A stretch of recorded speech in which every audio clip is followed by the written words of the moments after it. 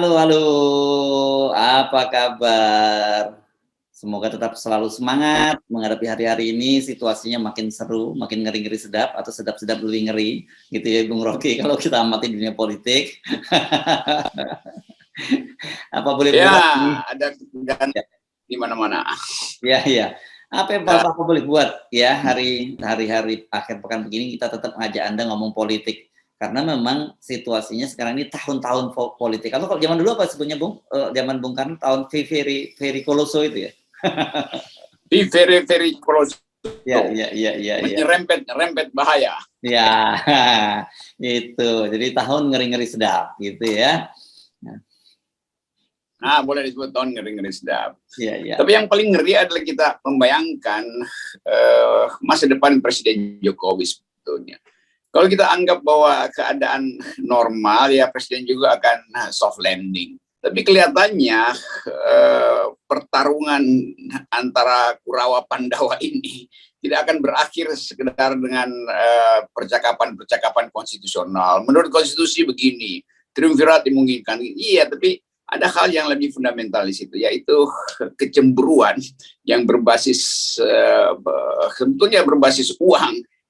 Saya mau sebut kecemburuan karena tukar menukar politik kan basisnya adalah tukar menukar transaksi uang, tuh transaksi sogok menyogok, dan itu yang mungkin nggak terbagi merata sehingga timbul ketegangan hari-hari ini. Ya kalau soal minyak segala macam, ya itu sesuatu yang kita lihat di atas kertas aja, tapi sebetulnya ada yang lebih jauh dari itu, yaitu mungkin kita sebut kemarahan Ibu Mega yang tidak bisa diobati lagi terhadap istana. Dan orang mencari personifikasinya apa? Ya selama ini kita dengar dari tokoh-tokoh PDIP, Luhut biang kerok, kira-kira begitu kan? Kan nggak mungkin Ibu Mega yang bilang Luhut biang kerok, tapi kita tahu bahwa intensitas penggunaan istilah-istilah brutus lah segala macam itu makin telanjang, dan orang akhirnya tahu bahwa ya Ibu Mega kelihatannya udah nggak bisa menahan lagi semacam basa-basi politik dengan istana. Ya, kan Bu Mega pernah juga dikutip oleh media ketika kalimat saya tadi udah cukup bersayap ya. Iya, iya, iya.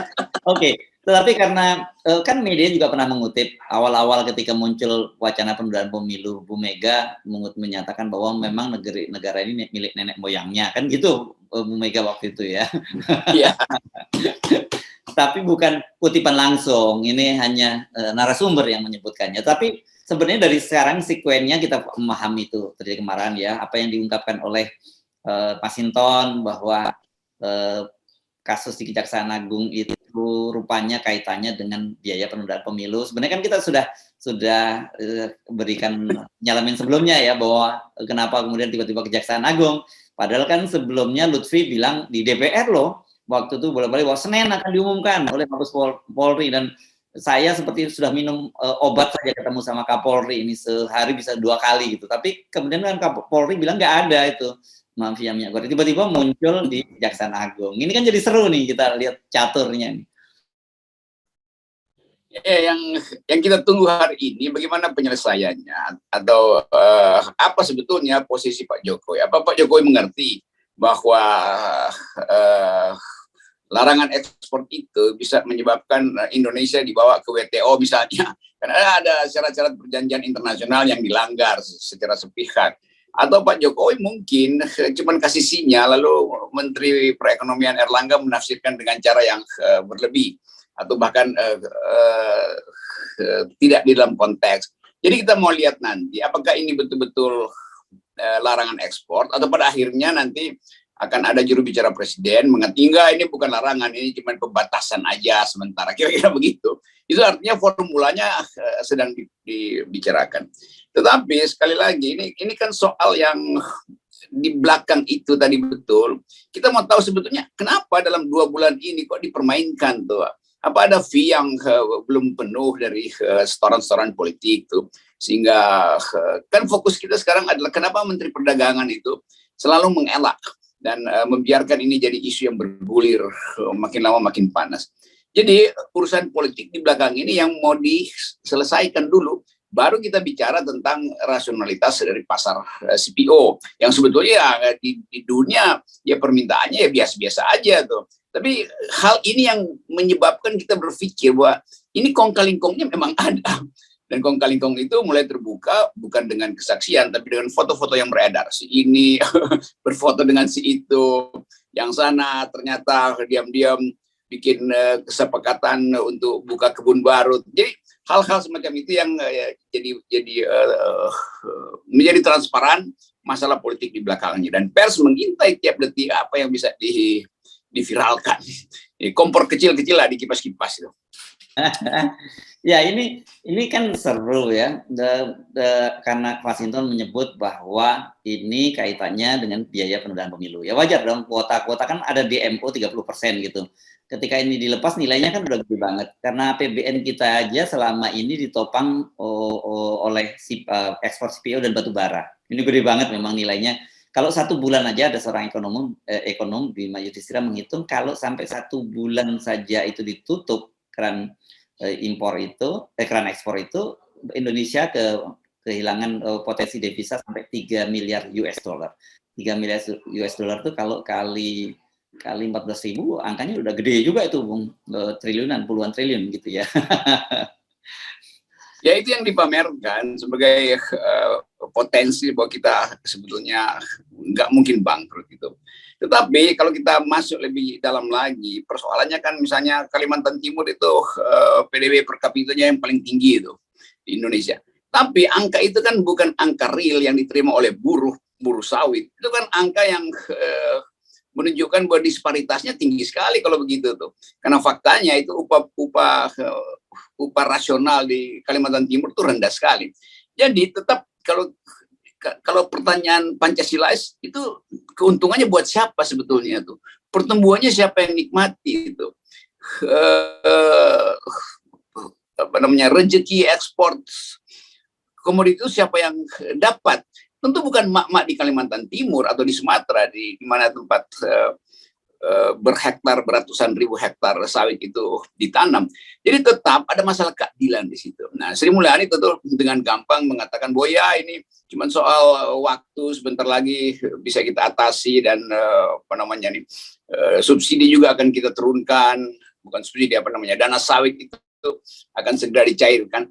Kan masalah itu yang sebetulnya kita tunggu. Tetapi dalam penantian itu orang semacam Ibu Mega menganggap bahwa ini sebetulnya satu paket aja dengan pembusukan politik di istana. Kita juga nangkap itu tuh. Jadi aktor-aktor di istana berebut dana sawit sambil diterangkan di publik bahwa ini cuma soal 1-2 orang. Jadi sekali lagi nggak fair juga terhadap beberapa korporasi yang memang dia mau melakukan akumulasi secara sangat ekonomis, tapi kemudian diganggu oleh persaingan politik, sehingga mereka mulai berpikir ulang bagaimana kita mau bayangkan bisnis plan kalau tiba-tiba CPO-nya nggak boleh diekspor, padahal itu adalah komoditas global, kan itu problem kita tuh. Dan jadi sekali lagi ini masalah ekonomi yang hendak didikte oleh kebijakan itu justru menimbulkan blunder makin panjang nanti. Ya. Jadi kita jadi nggak terlalu kaget ketika Mas Hinton menyebut bahwa ini ekspor CPO ini digunakan dana untuk penundaan pemilu, karena Anda pasti ingat ya ketika Airlangga Hartarto mengungkap pada waktu itu ada aspirasi dari petani sawit untuk menunda pemilu gitu ya. Oh ini tuh rupanya ujung-ujungnya kan gitu, mainannya di situ toh gitu. Jadi poin itu akhirnya orang ingat lagi aspirasi apa? Aspirasi betul-betul petani sawit atau aspirasi dari pemilik sawit kan itu. Lalu orang tanya konduktornya siapa? Kok tiba-tiba petani sawit bisa punya aspirasi semacam itu? Kan petani sawit ya dia mau dapat harga yang bagus aja, dan sebagian besar itu kan tidak punya kepentingan politik dan menunda apa nggak menunda. Jadi itu kacaunya tuh cara mencari argumen. Petani sawit punya aspirasi, mak-mak nanti punya aspirasi, mahasiswa punya aspirasi menunda pemilu tuh. Kan pasti ada orang yang ngatur isu itu. Nah salahnya orang ini dia nggak paham bahwa susah dipercaya kalau petani sawit punya aspirasi menunda pemilu. Petani sawit cuma ingin harganya stabil, itu aja. Oke, saya kira kita biarkanlah Kejaksaan Agung bekerja sampai di mana gitu, dan kita tahu dalam hal-hal begini di Indonesia itu pasti ada trade off gitu, ada saling sandra. Nah, siapa yang memenangkan itu nanti akan jadi menarik. Tapi kita perlu ingatkan biasanya perebutan kekuasaan itu memang berasal dari orang lingkar dekat gitu, dan biasanya di dalam istana juga kan.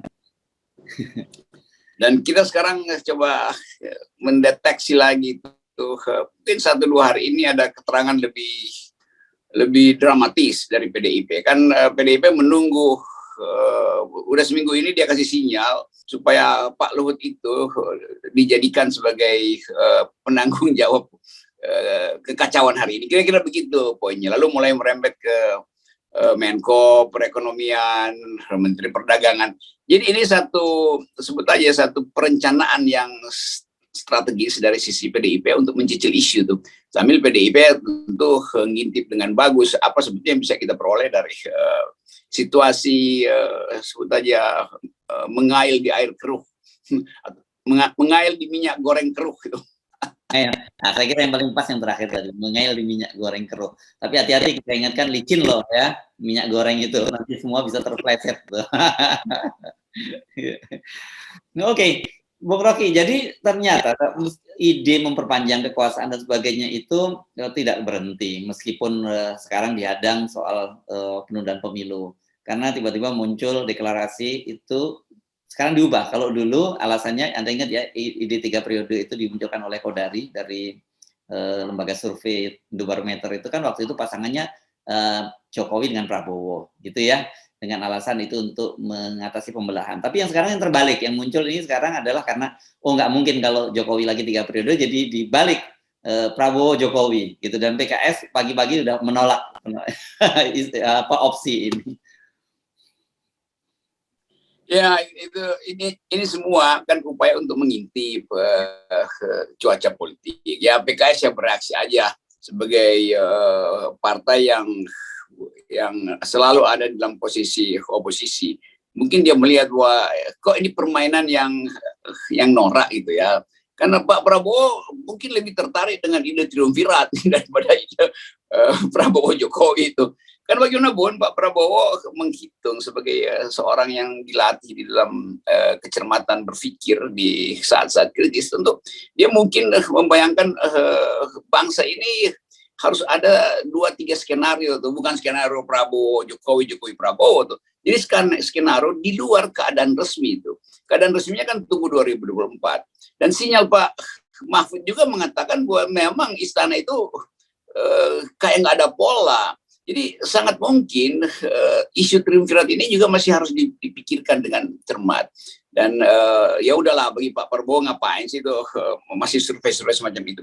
Jadi kita lihat bahwa mereka yang terganggu dengan keadaan, atau bukan terganggu sebetulnya, cemas dengan keadaan, mulai menjogok lagi lembaga survei untuk mengalihkan isu itu supaya orang ribut lagi, ini bagaimana, bukan Prabowo sebetulnya harus di luar, jangan ganding Pak Jokowi. Ya itulah.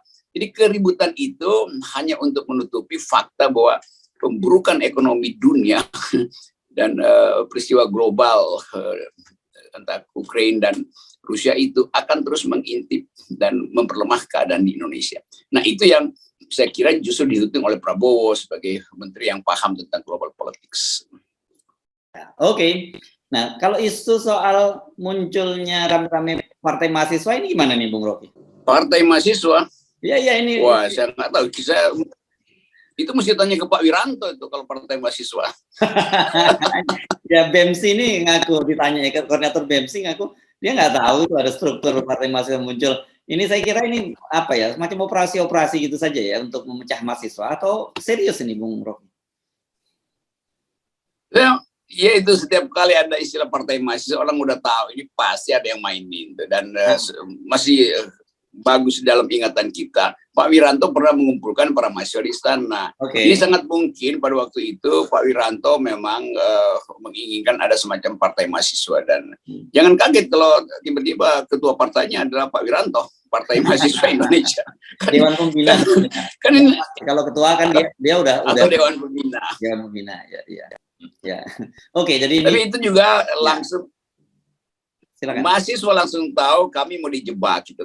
Karena dipakai nama partai mahasiswa, BEMS, UI, BEMSI, semuanya paham bahwa ini adalah jebakan. Jadi ya udahlah, itu ya biasa sekali. Justru menambah pengetahuan kita bahwa memang kekuasaan cemas, sehingga upaya memecah belah mahasiswa itu diajukan bahkan dengan cara yang agak lucu tuh, Partai Mahasiswa Indonesia. Partainya udah ada di depan DPR kemarin dan dia lebih tinggi partainya daripada Golkar dan Gerindra karena mahasiswa berhasil memaksa pimpinan DPR untuk nemuin mereka di jalan. Oh, iya. Nah, satu lagi nih, hari akhir pekan sebenarnya nggak pas kita ngomong pemali, sebenarnya ngomong utang di hari akhir pekan. Bisa mengganggu mood. Bisa mengganggu mood kita. Tapi ini menarik, saya baca beritanya di media, di mana, di Medcom ini, ada judulnya nih begini, ini Bung Rocky. Sri Mulyani harap Tiongkok berikan keringanan utang. Wah, saya pikir apa nih maksudnya? Oh, rupanya ini ada skema yang di bawah G20 gitu. Dan Zambia ini bergabung di situ untuk mengajukan keringanan utang.